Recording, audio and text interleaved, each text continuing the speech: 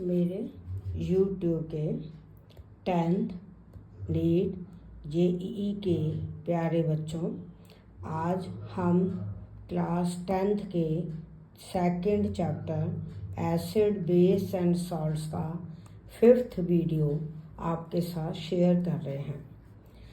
आज हमारा टॉपिक है pH स्केल। pH स्केल किसी भी सॉल्यूशन की एसिडिक या बेसिक नेचर बताने के लिए यूज होता है और यह pH स्केल सोरेनसन साइंटिस्ट ने दिया था। सॉल्यूशन में हाइड्रोजन आयन कंसंट्रेशन के नेगेटिव लॉग को pH कहते हैं। P का मतलब है पोटेंज, ये कि जर्मन वर्ड है जिसका अर्थ होता है पावर। तो pH हाइड्रोजन आयन कंसंट्रेशन का नेगेटिव लॉग है। अगर सॉल्यूशन की pH 7 होती है तो हम सॉल्यूशन को न्यूट्रल कहेंगे। अगर pH 7 से कम है तो सॉल्यूशन एसिडिक होगा। pH 7 से ज़्यादा है तो सॉल्यूशन बेसिक होगा। pH 0 है तो वेरी एसिडिक, pH 14 है तो वेरी बेसिक। 0 पर वेरी एसिडिक, 14 पर वेरी बेसिक और 7 पर न्यूट्रल। अगर pH 0 से 7 या 0 से 14 की तरफ बढ़ेगी तो हाइड्रोजन आयन कंसंट्रेशन डिक्रीज होगी और OH आयन कंसंट्रेशन इंक्रीज होगी। pH 7 होने पर hydrogen ion concentration and OH ion concentration दोनों बराबर होते हैं, लेकिन जब pH बढ़ेगी तो हाइड्रोजन आयन कंसंट्रेशन घटेगी, OH आयन कंसंट्रेशन बढ़ेगी। अगर हाइड्रोजन आयन कंसंट्रेशन 1 × 10⁻³ है तो pH 3 होगी। अगर हाइड्रोजन आयन कंसंट्रेशन 1 × 10⁻7 है तो pH 7 होगी। और वाटर में hydrogen ion concentration and OH ion concentration का जो प्रोडक्ट है उसको हम KW कहते हैं। यह है आयनिक प्रोडक्ट ऑफ वाटर। इसकी वैल्यू 25 डिग्री सेंटीग्रेड पर 1 × 10⁻14 होती है, क्योंकि 25 डिग्री सेंटीग्रेड पर hydrogen ion concentration and OH ion concentration दोनों बराबर होती है और वो है 1 × 10⁻7 मोल पर लीटर। तो 1 × 10⁻7 मोल पर लीटर, 1 × 10⁻7 मोल पर लीटर, दोनों को मल्टीप्लाई करो तो KW की वैल्यू आएगी 1 × 10⁻14। टेम्परेचर बढ़ाने पर KW बढ़ता है और क्योंकि टेम्परेचर बढ़ाएंगे तो पानी का आयोनाइजेशन ज़्यादा होगा, हाइड्रोजन आयन OH आयन ज़्यादा बनेंगे। चूँकि KW hydrogen ion concentration into OH ion concentration है, जिसकी वैल्यू 1 × 10⁻14 है, इसीलिए pH स्केल 14 तक रहता है। बाकी डिटेल में आपके 11th में आएगा। ब्लड की pH 7.4 होती है, सलाइवा की pH 6.8 है बिफोर मील और 7.0 होती है आफ्टर मील। लेमन जूस की pH 2.2 है, उसमें सिट्रिक एसिड है। कॉफ़ी की pH 8 होती है, टैप वाटर की 8 होती है। ये आपको याद रखने पड़ेंगे। 1m NaOH की pH निकालनी आती है तो 1m का मतलब होता है 1 मोल 1 लीटर सॉल्यूशन में घुला हुआ है, तो 10⁻0 को 1 मोल कहते हैं। इसका मतलब hydrogen ion OH ion concentration इसमें अगर आप निकालते हो तो वो आएगी 10⁻0 और हाइड्रोजन आयन कंसंट्रेशन आएगी 1 × 10⁻14, तो pH 14 होगी।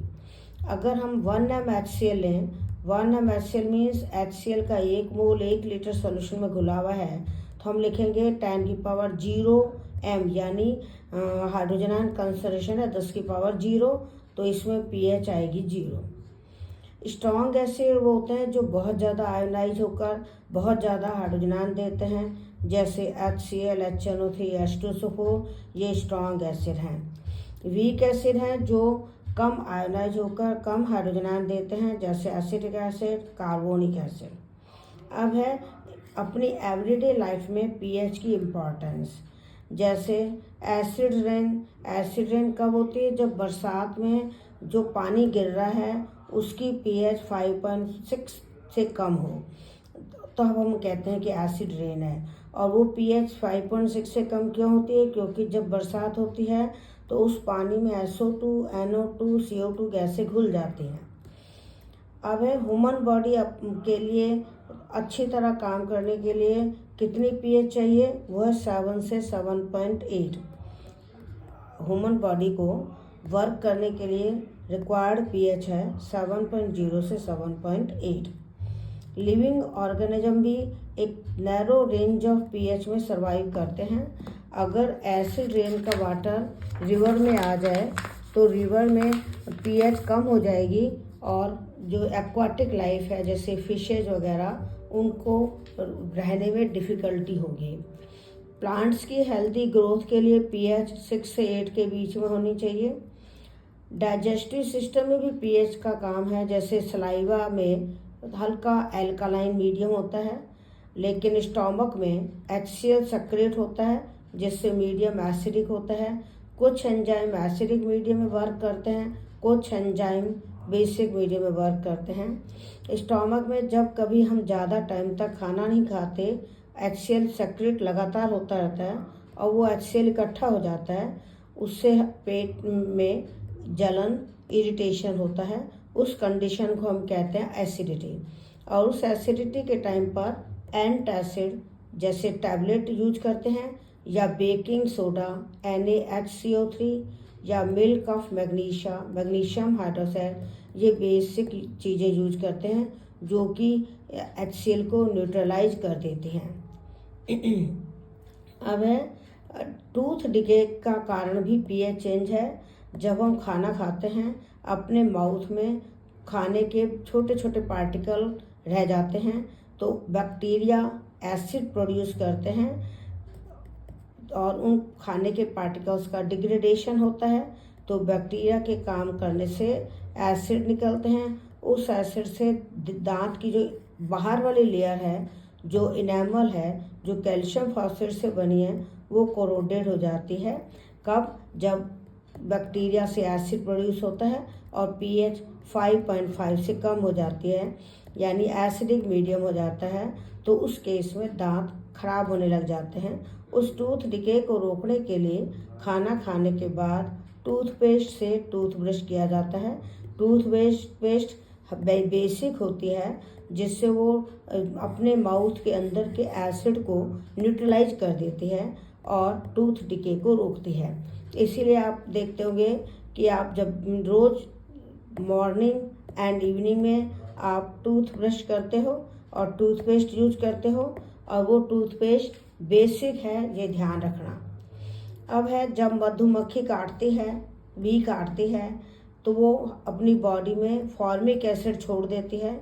इसी तरह नेटल स्टिंग है या स्कॉर्पियन है, इनके काटने से अपने बॉडी में फॉर्मिक एसिड आ जाता है जिससे पेन एंड इरिटेशन होता है।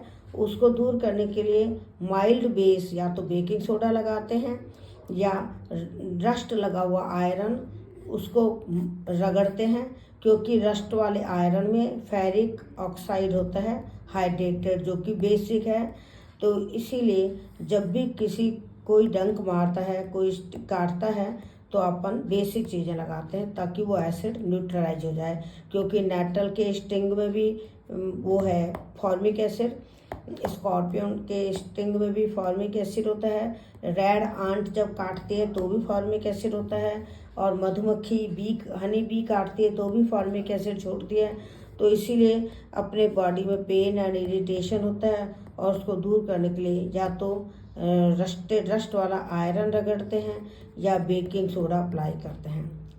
अब है कि कुछ ये पूछते हैं कि विनेगर में कौन सा एसिड मिलता है, तो आपको याद रखना पड़ेगा एसिटिक एसिड। और विनेगर को लैटिन भाषा में एसिटम कहते हैं, उसी से एसिटिक एसिड नाम पड़ा है। इसका फॉर्मूला हमने पहले बताया था CH3COOH। ऑरेंज में सिट्रिक एसिड है, टमारिंड में टार्टरिक एसिड है, टोमेटो में ऑक्जेलिक एसिड है, कर्ड दही में लैक्टिक एसिड है जो लैक्टोज शुगर से बनता है, लेमन में सिट्रिक एसिड है, आंट स्टिंग यानी चींटी के डंक में फॉर्मिक एसिड है, नेटल स्टिंग में भी फॉर्मिक एसिड है, फॉर्मिक एसिड को आईयूपीएसी नाम है मिथेनोइक एसिड और एसिटिक एसिड का आईयूपीएसी नेम है इथेनोइक एसिड। तो इस तरह से आज हमने 5th वीडियो शेयर किया है और हमारा एसिड बेस सॉल्ट्स में से acid and base topic complete हो गया है। अब हम नेक्स्ट वीडियो में सॉल्ट्स के बारे में आपसे डिस्कस करेंगे। जब तक आप इन वीडियोज़ को अच्छी तरह देख लें और अगर कोई डाउट हो तो कमेंट में लिखें, कोई क्वेश्चन पूछना हो तो आप कमेंट में लिख सकते हैं। और अगला वीडियो अगर देखना है तो चैनल को सब्सक्राइब करें और अगर आपको मेरा वीडियो पसंद आता है तो लाइक एंड शेयर करें। All the best, thank you, Ram Ram.